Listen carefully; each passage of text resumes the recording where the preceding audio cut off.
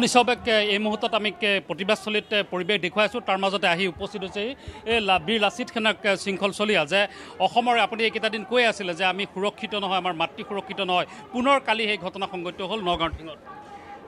দুখিত লজ্জিত কথা। এতিয়া হিমন্ত বিশ্ব শৰ্মা চৰকাৰৰ এটা প্ৰশ্ন, এই 3টা নৰপিশাচৰ কাৰণে 3টা গুলি ওলাব নাই।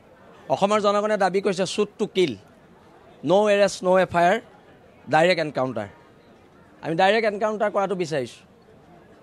আৰু এইখন চৰকাৰ হোৱাৰ পৰাই এনকাউণ্টাৰ চৰকাৰ বুলিয়ে কৈছিলে, এতিয়া অন্যায় নহহো বুলি কৈছিলে।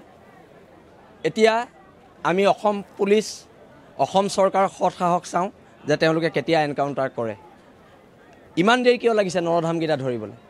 ক'ত আৰু স্মাৰ্ট অসম আৰক্ষী স্মাৰ্ট আৰক্ষী বুলি কয়, স্মাৰ্ট আৰক্ষী ইমান ব্যৰ্থতা কিয়? শিৱসাগৰত এজন গগৈ উপাধি মানুহ হত্যা কৰিলে, তেওঁক আজিলৈকে ধৰিব নোৱাৰিলে। এতিয়ালৈকে 3টা নৰধাম ধৰিব পৰা নাই। ইয়াতে 60ৰ ঊৰ্ধ্বৰ মানুহ এগৰাকীৰ ওপৰত এবাৰ ধৰ্ষণ কৰি গ'ল, ধৰিব নোৱাৰিলে। ক'ত গৈছে স্মাৰ্ট আৰক্ষী? GP সিং আহিছিলে আৰক্ষী সঞ্চালক প্ৰধান, কিন্তু তেওঁ ঘটনাস্থলীত গৈছে, আৰক্ষী থানালৈ গৈছে, কিন্তু ইয়ালৈ নিশ্চয় প্ৰতিবাদলৈ ভয় কৰিলে নহ'ব। গণতান্ত্ৰিক প্ৰতিবাদ হৈছে, খুব সুন্দৰকৈ ইয়াত গণতন্ত্ৰৰ ব্যৱস্থাৰ মাজেৰে প্ৰতিবাদ কৰিছে। সেই প্ৰতিবাদক শ্ৰদ্ধা জনাই GP সিং ডাঙৰীয়া ইয়ালৈ আহিব লাগিছিল, নহাটো খুব দুখিত কথা।